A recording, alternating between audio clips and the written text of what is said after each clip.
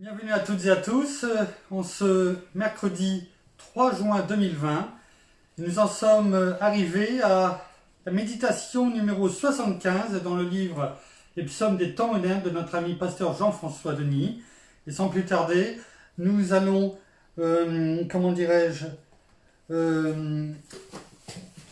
voir ensemble le titre. Si tu peux allumer la petite lumière, s'il te plaît. Voir ensemble le titre. Merci. De ce psaume 75. C'est avec l'ennemi de nos âmes que nous croisons le fer. Nous sommes en guerre. C'est avec l'ennemi de nos âmes que nous croisons le fer.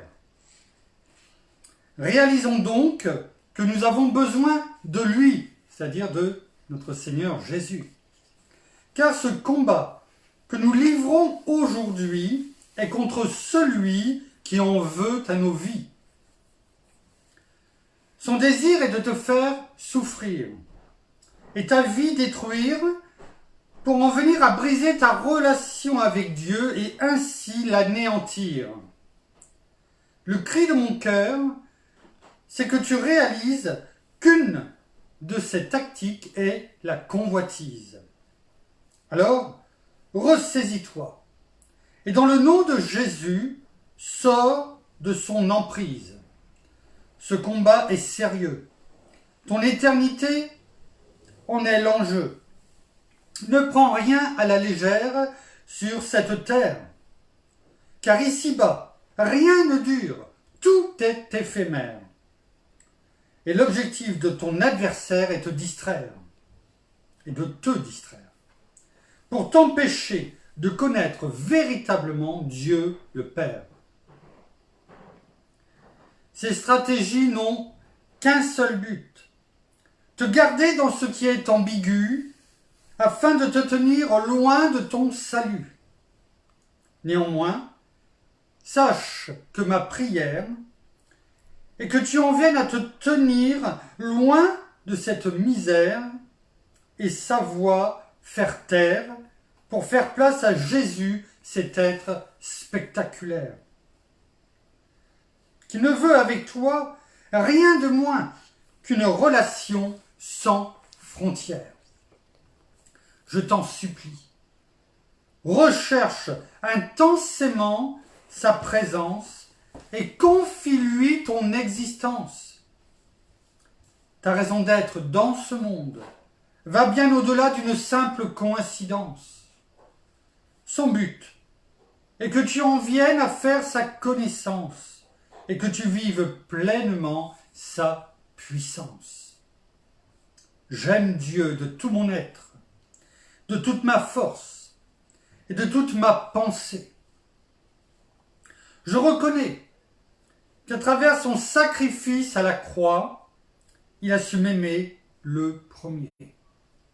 Je crois qu'il est mort, mais qu'il est le troisième jour ressuscité. Alors, si tout comme moi, tu crois dans ton cœur et tu le confesses de ta bouche, tu seras sauvé. Merci Père, merci Seigneur, merci bien-aimé Saint-Esprit encore pour ce poème dont tu as oint pasteur Jean-François il y a sûrement quelque temps.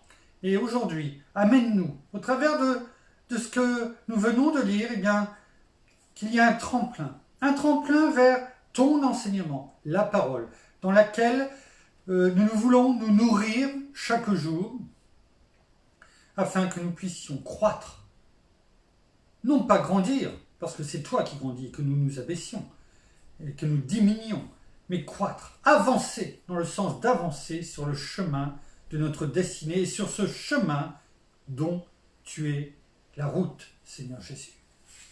Merci, merci Seigneur, merci bien-aimé Saint-Esprit. Alors, pasteur Jean-François nous laisse quelques, on va dire comme ça avec un S, références ce soir. Nous allons les prendre tout en comment dirais-je, en les méditant, certains en tout cas. Donc regardons déjà le titre, c'est avec l'ennemi de nos âmes que nous croisons le fer. Oui, nous sommes en guerre, Et c'est avec l'ennemi de nos âmes que nous croisons le fer. Qu'est-ce que c'est que croiser le fer?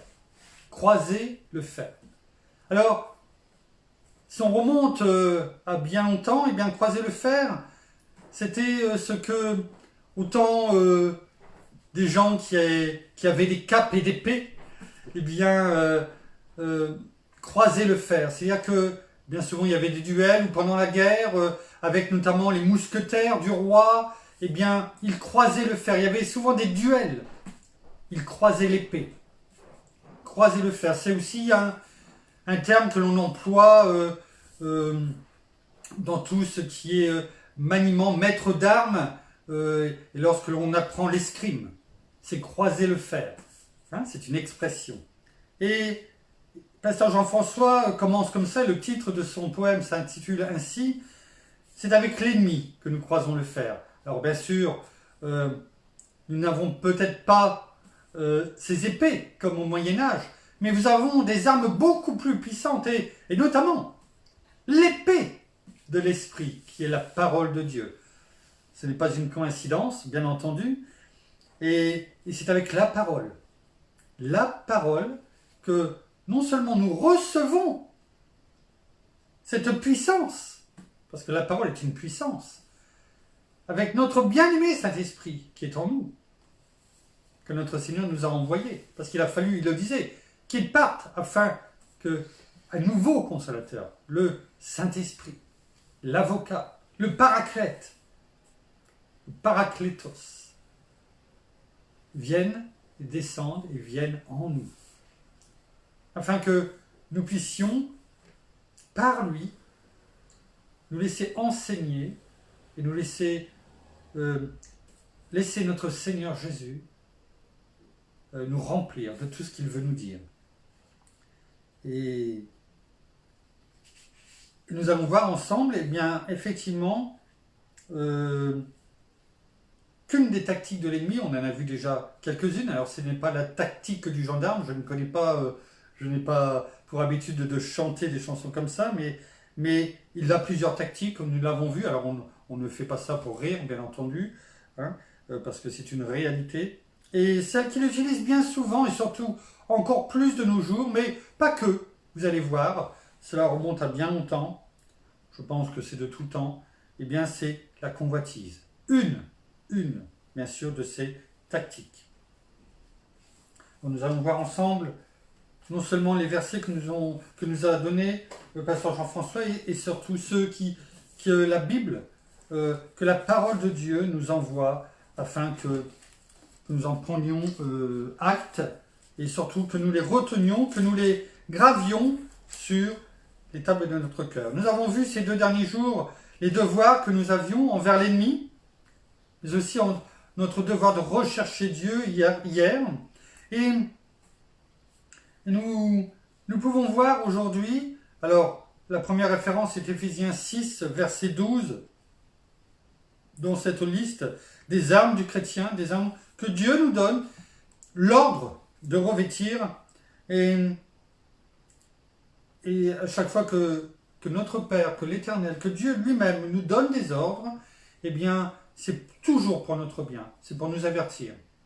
Et nous avons tout intérêt, pour notre bien, le bien de nos proches, des générations futures, de lui obéir.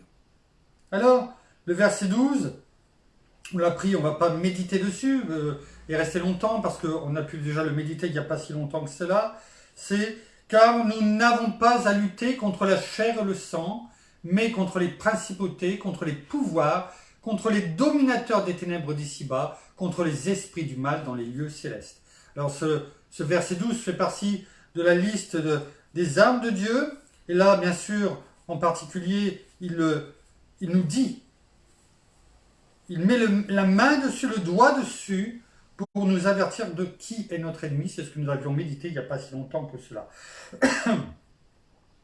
Et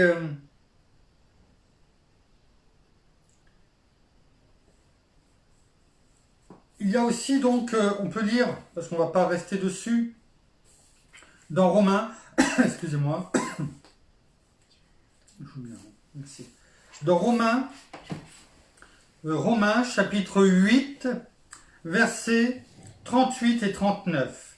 Il est écrit: « Car je suis persuadé que ni la mort, ni la vie, ni les anges, ni les dominations, ni le présent, ni l'avenir, ni les puissances, ni les êtres d'en haut, ni ceux d'en bas, ni aucune autre créature ne pourra nous séparer de l'amour de Dieu en Christ Jésus, notre Seigneur. » C'est une assurance que nous avons. Une assurance divine que nous avons, que rien ne pourra nous séparer de notre Seigneur Jésus-Christ, de l'amour de Dieu en Christ Jésus notre Seigneur. Excusez-moi. Merci. La seule chose, on a pu le voir, hein, ni la mort, ni la vie, c'est-à-dire aujourd'hui, ni les anges, ni les dominations, ni le présent, ni l'avenir, ni les puissances, ni les êtres d'en haut et d'en bas, c'est-à-dire tous ceux que nous venons de dire dans Éphésiens 6, verset 12, il n'y a rien qui pourra nous séparer de notre Dieu. La seule chose qui pourrait nous séparer de l'amour de Dieu en Christ Jésus notre Seigneur, c'est nous. C'est nous si nous le rejetons. Si nous le remplaçons. Jamais il nous rejettera. Il ne le rejettera pas. Il n'y a que nous qui pouvons quelque part nous séparer de l'amour de Dieu. Mais tant que nous tenons ferme, comme il est dit dans Éphésiens, chapitre 6 et à plusieurs reprises, tenez donc ferme avant qu'il y ait la liste de toutes les âmes que Dieu nous demande et nous ordonne de revêtir, il faut bien comprendre que dans tenir ferme, en fait, ce qui nous est demandé, c'est que nos yeux soient tournés toujours vers la bonne personne.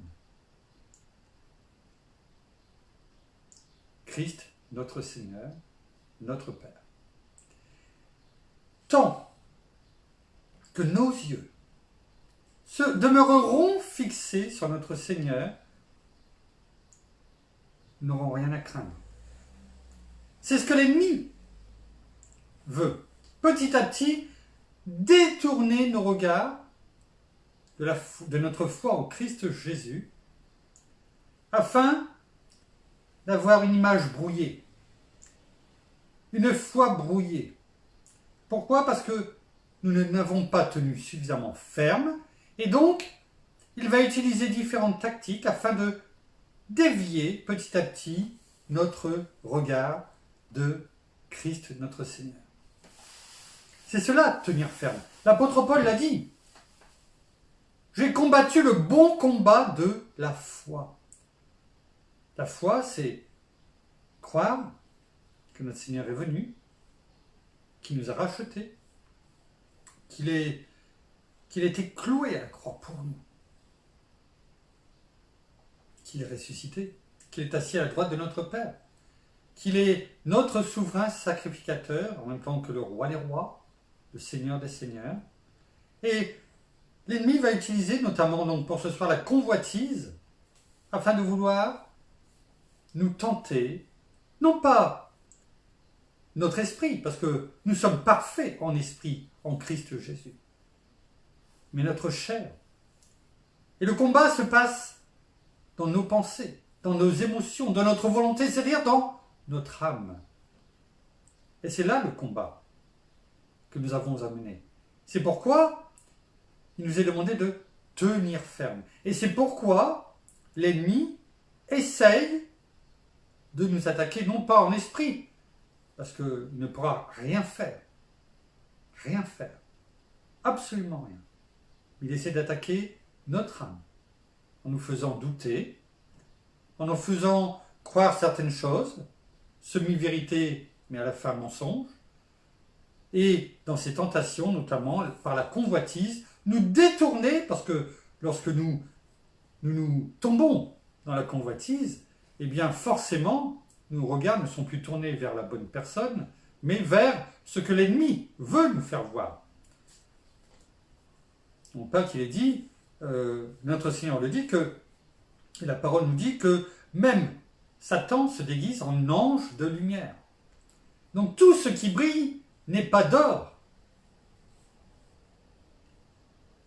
Donc attention, toujours tenir ferme dans la foi en Christ notre Seigneur et d'avoir toujours nos regards tournés vers lui. Ça, c'est le bon combat. Colossiens, chapitre 2, Colossiens, chapitre 2, verset 15. Colossiens, chapitre 2, verset 15. Il est écrit: il a dépouillé les principautés et les pouvoirs, et les a publiquement livrés en spectacle en triomphant d'eux par la croix.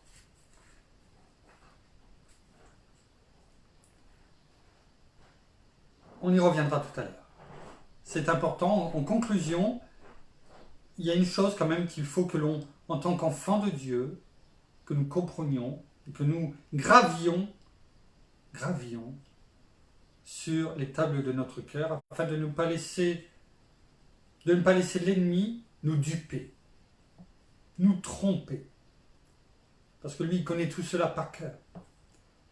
Il l'a tellement utilisé, la tromperie, la duperie, que les yeux fermés, il connaît toutes les astuces pour nous faire tomber. Mais nous en avons une, qu'il connaît, mais que nous ne connaissons pas forcément. Et une fois qu'on l'aura comprise, ça va changer beaucoup de choses dans notre vie. On deviendra la conclusion. Voyons dans 1 Pierre. 1 Pierre, chapitre 3, verset 22. Il est écrit, en parlant de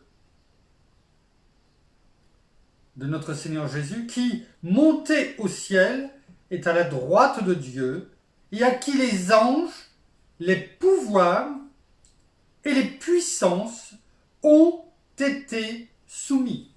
Remarquez bien, ont été soumis. Ce n'est pas écrit vont être soumis à la fin des temps. Ont été soumis lorsqu'il est monté, c'est-à-dire une fois qu'il y a eu la croix. Ont été soumis. Il a été, comme on a pu le lire, mis sur la place publique. Il a été vaincu. Ils ont été soumis. Toutes ces principautés, tous ces pouvoirs, tous ces dominateurs des ténèbres d'ici-bas, tous ces esprits du mal dans les lieux célestes, Satan lui-même a été vaincu. Et ont été soumis à Christ notre Seigneur qui domine sur tout. C'est bon de se le rappeler. Et c'est bon de lui rappeler à l'ennemi quand il vient nous tenter.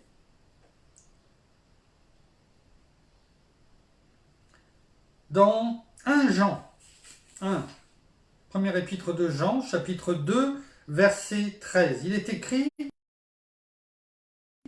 je vous écris, Père, parce que vous avez connu celui qui est dès le commencement. Je vous écris, jeunes gens, parce que vous avez vaincu le malin. Je vous ai écrit, jeunes enfants, parce que vous avez connu le Père. En lisant, je me pose la question, vous avez vu, il y a 3 catégories de personnes. Père, parce que vous avez connu celui qui est dès le commencement, c'est-à-dire Christ notre Seigneur, notre Père. Ils étaient là avant la fondation du monde.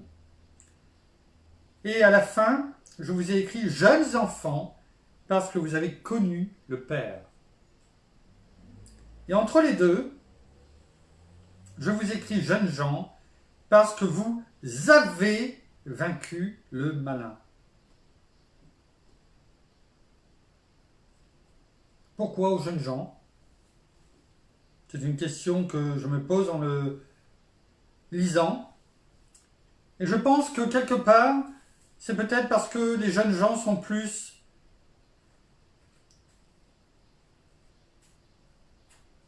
attaqués, peut-être, et ils doivent peut-être davantage encore résister à la tentation. Encore plus aujourd'hui avec tout ce qui se passe.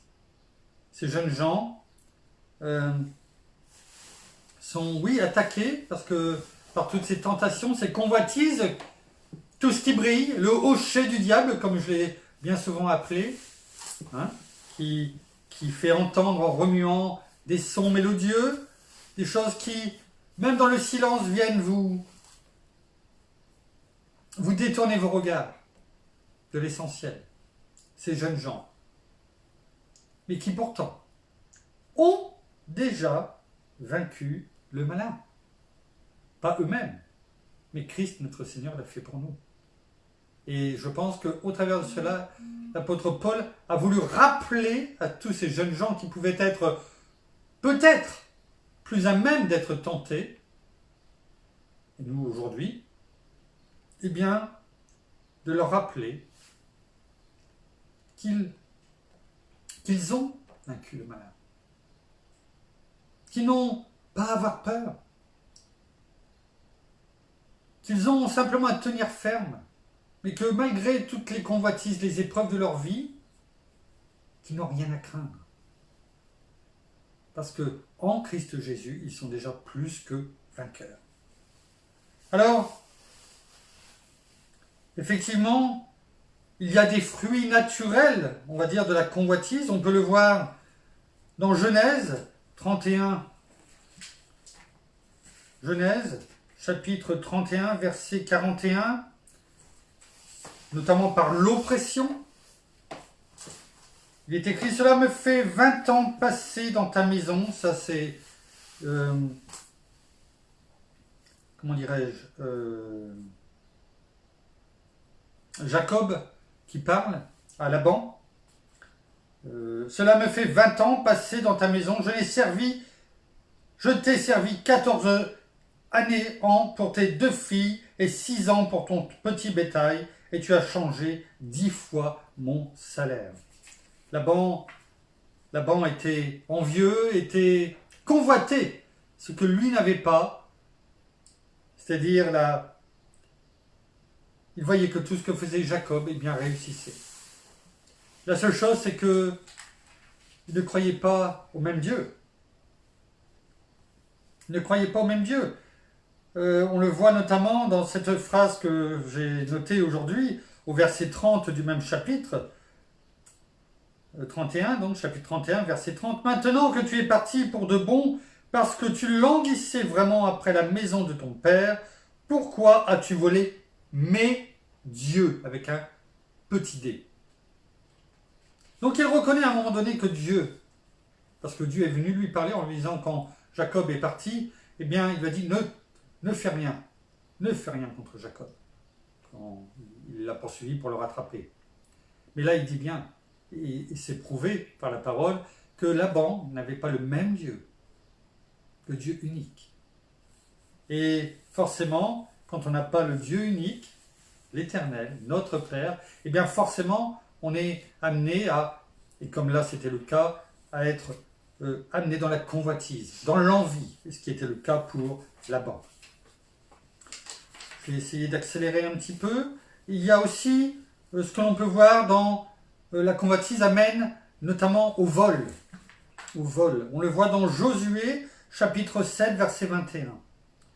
Là, on l'a déjà vu, c'est une fois que la prise de Jéricho avait été faite, eh bien Dieu avait dit ne prenez rien, ne prenez absolument rien, tout est voué à l'interdit.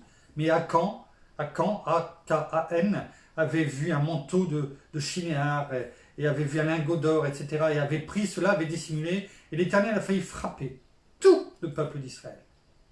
Mais Josué et puis le peuple d'Israël, eh bien, par la prière, en intercédant, eh bien, Dieu lui a dit, voilà, ben, chasse à ce moment-là, l'interdit, retrouve-le et chasse la personne. Et ça a été la personne Akan et toute sa famille qui ont été voués à l'interdit et qui ont été lapidés. Et il est dit au verset 21, « J'ai vu dans le butin un manteau de chinéar d'une rare beauté. » C'est Akan qui parle. Ainsi que 200 cycles d'argent et un lingot d'or, pesant à lui seul 50 cycles. J'en ai eu envie et je les ai pris. Ils sont maintenant cachés en terre, à l'intérieur de ma tente, l'argent par dessous. Vous avez vu l'envie, la convoitise. Et en plus, il le décrit. Il le décrit en détail. Mais cette convoitise, cette envie, eh bien, l'amener à la mort, lui et sa famille. Vous avez vu un petit peu, voilà la convoitise, ce que cela peut amener. Notre mort là, physique, bien sûr, mais aussi notre mort spirituelle, parce qu'on se détourne les yeux de l'essentiel. Troisièmement, la désobéissance, on le voit dans 1 Samuel, chapitre 15, au verset 9. Il est écrit, et là, de nouveau, c'est un peu la même chose. Dieu avait dit au roi Saül, lorsqu'il a combattu les Amalécites, vous savez, Amalek, que Josué a combattu, l'image de l'ennemi, de Satan. Et l'Éternel, dans la parole, avait dit que Amalek est de génération en génération sera toujours l'ennemi d'Israël. Et Dieu avait dit à Saül, tu vas combattre contre les Amalécites et tu les tueras tous, et tu ne prendras rien de ce qui leur appartient. Et là, il est écrit au verset 9 du chapitre 15, « Mais Saül et le peuple épargnèrent Agag. » Agag qui était le roi des Amalécites.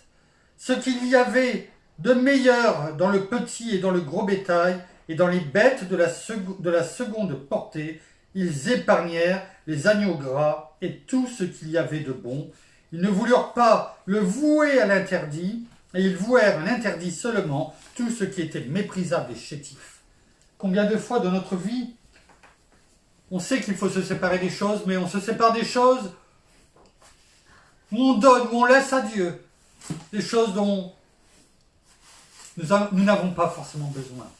Mais on garde quand même ce qui nous plaît, ce qui a du prix à nos yeux, ce qui a été le cas encore pour Saül et le peuple d'Israël. La convoitise, les yeux. Il a gardé, il a épargné le roi, il a gardé tout ce qui avait du prix, la valeur, y compris le bétail, etc. Et il ne l'a pas voué interdit. Il n'a pas obéi. Il n'a pas obéi. Et à cause de cela, Dieu a retiré sa main du roi Saül et surtout lui a retiré la royauté. Vous avez vu, de ne pas obéir. Il y a des conséquences quand on désobéit. Dans 1 roi, chapitre 20, au verset 6, le brigandage. J'enverrai donc demain à cette heure mes serviteurs chez toi. Ils fouilleront ta maison et les maisons de tes serviteurs. Ils mettront la main sur tout ce qui a de la valeur à tes yeux et ils le prendront.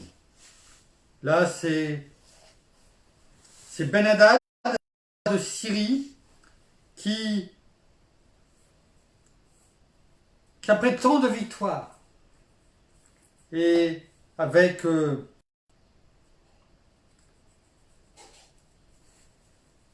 32 rois qui étaient à ses côtés, 32 rois, donc avec ses armées, etc., après tellement de victoires, eh bien, voulu piller, tout prendre, de ce qui appartenait au roi d'Israël, Akab, mari de Jézabel, et là c'est un petit peu avant, et Dieu ne l'a pas permis. Dieu ne l'a pas permis. On ne va pas rentrer dans le détail, mais est-ce que par là, on voit que ces rois, qui avaient pourtant toutes choses, eh bien, ont voulu aller, non pas prendre que les richesses. Akab était prêt à lui laisser l'or, l'argent, mais non, il en voulait plus. Et pourtant, il avait tout ce qu'il faut, après toutes ces victoires. Il en voulait toujours plus. Il voulait les enfants, les jeunes hommes, les plus beaux, les femmes, tout ce qui avait de la valeur à ses yeux, dans toute maison. Le brigandage, comme des brigands, dépouiller toute chose. Mais Dieu ne l'a pas permis, et a permis, surtout à Akab, avec très peu d'hommes finalement, eh bien de mettre en déroute toute cette armée. La bassesse. La convoitise emmène à la bassesse. On le voit dans 1 Roi, chapitre 21, au verset 2. Il est écrit « Akab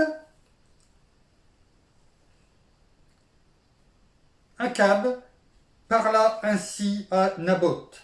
Donne-moi ta vigne pour que j'en fasse un jardin potager, car elle est tout près de ma maison. Je te donnerai à la place une vigne meilleure, ou, si cela te convient, je te paierai la valeur de l'argent. » Akab, dont on vient de parler, qui a pourtant vu comment Dieu intervient, comment Dieu l'a sauvé, lui et le peuple d'Israël.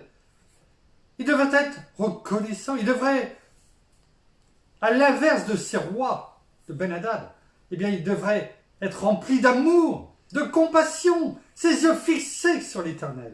Et pourtant, ses yeux étaient là, fixés, sur la vigne d'une personne qui était là, à ses côtés, d'où il habitait. Et cette vigne appartenait de génération en génération, était passée de père en fils. Et c'est cette vigne sur laquelle il avait jeté son dévolu, malgré tout ce qu'il avait.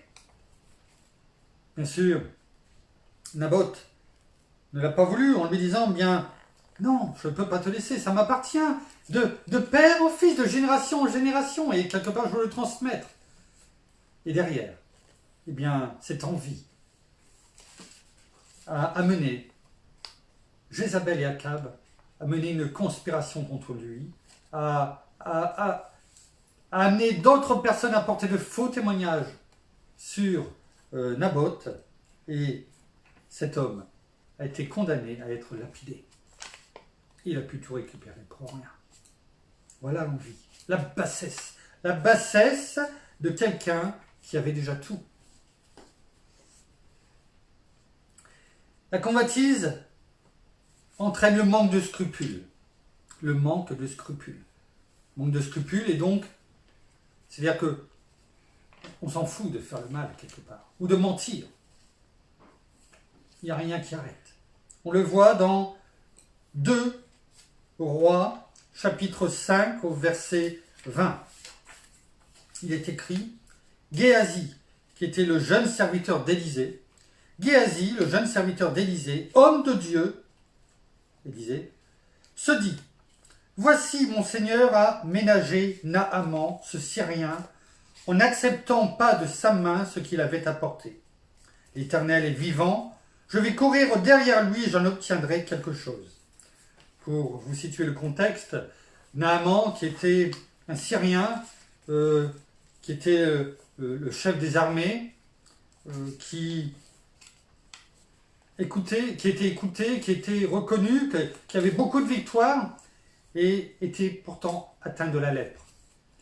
Et il avait été envoyé par une jeune fille qu'il avait gardée de ses conquêtes, et lui avait dit, quand il était dans ce secteur, eh bien, si mon Seigneur allait voir le prophète qui est dans ce pays, eh bien, il serait sûrement guéri de la lèpre. Alors, bien sûr, il ne le croyait pas, mais ces hommes ont quand même poussé à le faire, parce que qu'est-ce qu'il avait à perdre? Et il a cherché donc ce prophète, et effectivement, c'était Élisée. Et on sait qu'il avait, Élisée, cette double onction d'Élie.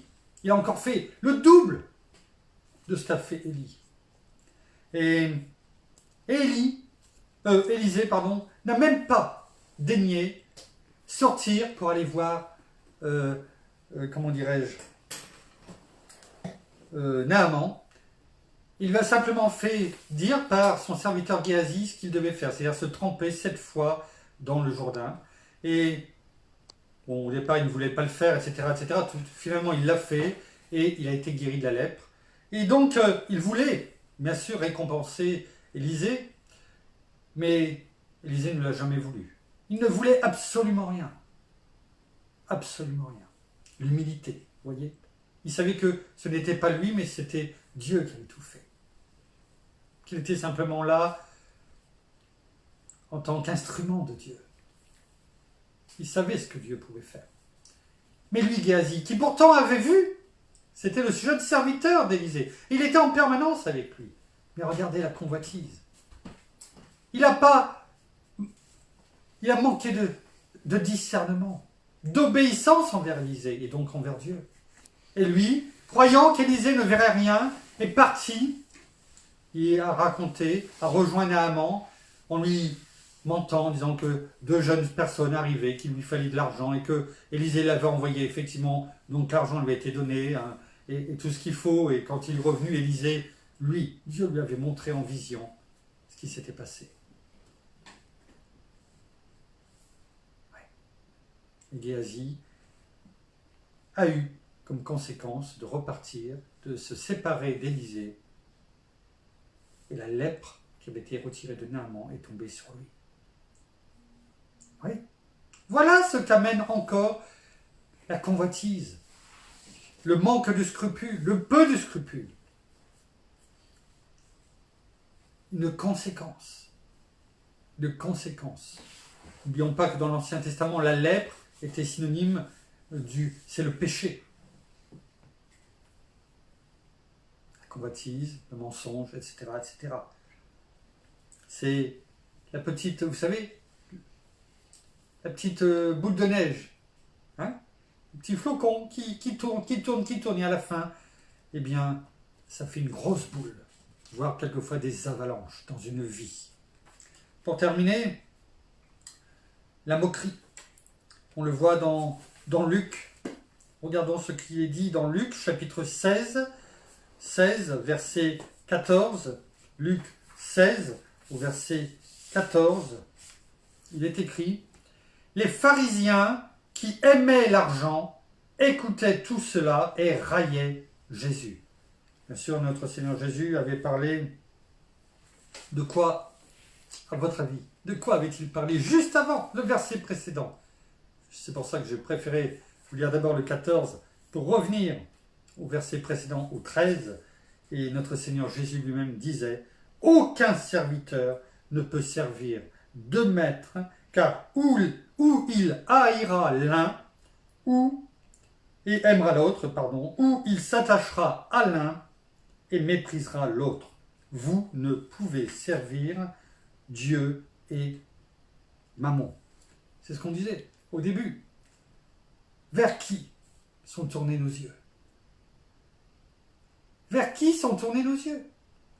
Nos yeux sont-ils tournés vers notre Seigneur, le roi des rois, le Seigneur des seigneurs, à qui tout a été donné, tout pouvoir, toute autorité, dans les cieux, sur la terre, sur les anges, sur toute domination, sous la terre, tout. Il a tout entre ses mains, tout. Mais on aurait pu rajouter également l'égoïsme que provoque la convoitise. On aurait pu aussi ajouter l'avidité et tellement d'autres choses. La convoitise entraîne beaucoup de choses. Mais la bonne nouvelle, non seulement la bonne nouvelle, c'est bien sûr l'évangile, la parole, mais au-delà, cette clé que l'ennemi, quelque part, veut, qu'il souhaite ardemment que nous ne connaissions pas. Mais cette clé, c'est que notre Seigneur, et on l'a lu, et y compris dans le psaume 75 des temps modernes, la croix. C'est ça la clé. Bien souvent, aujourd'hui, on n'entend plus trop prêcher sur la croix. Mais c'est pourtant là où tout est accompli. Sans la croix, il n'y a pas de résurrection. Et nous ne sommes pas là. Sans la croix, il n'y a pas le sang qui coule, qui fait expiation de nos péchés. Sans la croix, il n'y a pas le voile du temple qui se déchire en deux et qui nous permet aujourd'hui d'avoir un libre accès auprès de notre Père. Sans la croix, il n'y a rien. Mais avec la croix, avec ce qui s'est passé, non seulement notre Seigneur nous a pris sur lui tous nos péchés,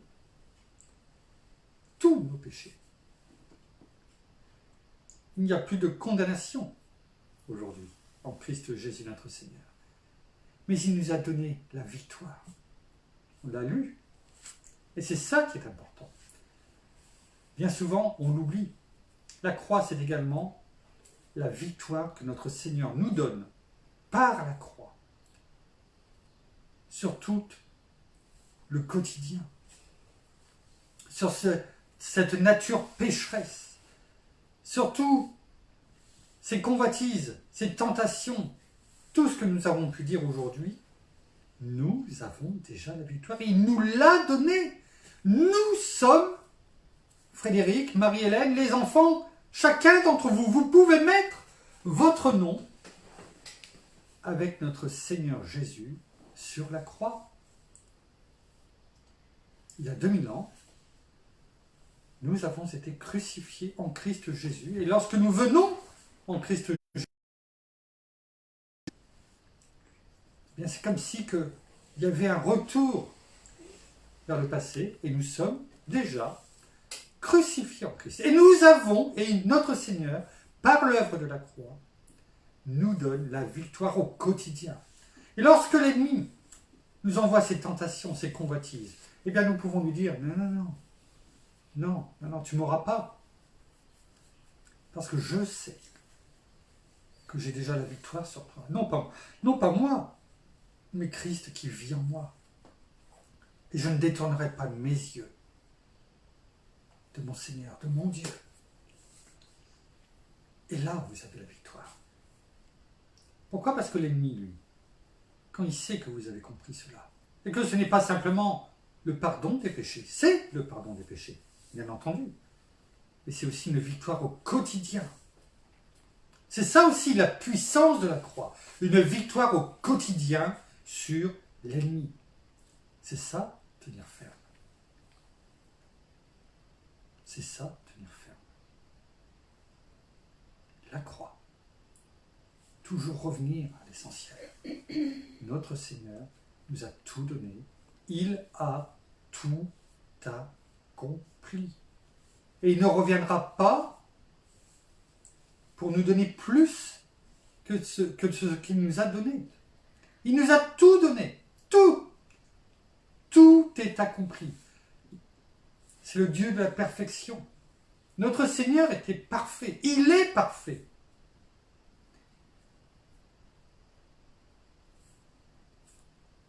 Comment pouvons-nous imaginer qu'il va revenir une deuxième fois pour nous apporter... j'ai oublié une valise. Je vous l'apporte. Tout a été donné. Tout a été accompli. Donc, tenons donc ferme dans la foi en Christ Jésus notre Seigneur et sachons rappeler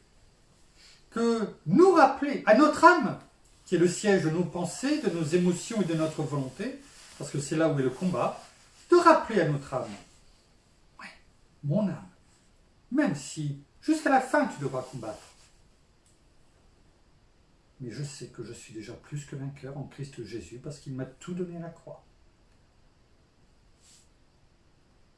Alors même si l'ennemi continuera à essayer de nous attaquer, oui, certes, mais là, en sachant cela, en ayant cette clé, eh bien, nous sommes armés en permanence pour tenir ferme.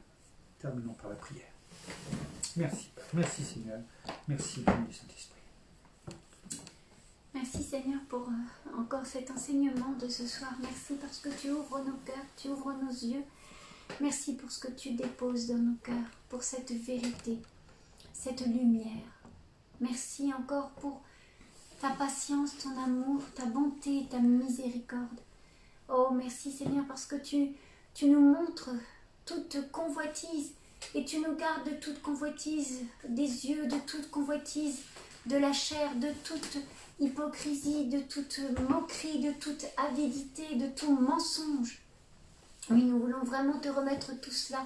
Et nous savons que avec toi, eh bien, nous avons la victoire sur tout cela.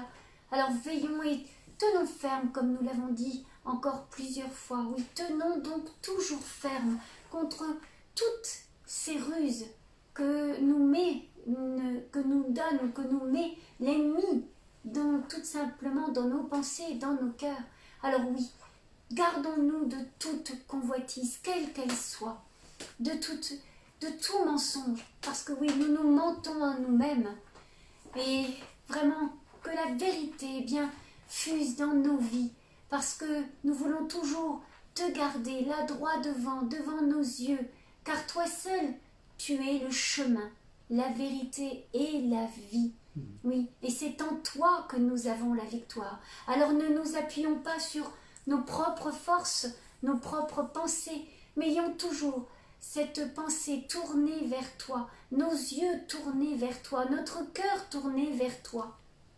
Parce que tu grandis, comme nous l'avons déjà dit, bien que nous fassions tout petit afin que toi tu grandisses en nous et que tu prennes toute la place et que nous puissions avoir ton caractère, oui, les fruits de l'esprit. Alors merci Seigneur, merci encore de nous enseigner encore tous les jours. Merci de nous enseigner à chaque minute de nos vies et que nous nous tournions toujours vers toi. Toi, notre Seigneur et notre Roi, dans le nom de Jésus. Amen. Amen. Merci. Voilà, ainsi s'achève la méditation de ce soir. Nous vous bénissons de toutes les bénédictions spirituelles dans les lieux célestes en Christ. Nous vous aimons et nous vous souhaitons une très bonne soirée. Nous vous donnons rendez-vous demain au même endroit à la même heure. Soyez bénis abondamment. Au revoir.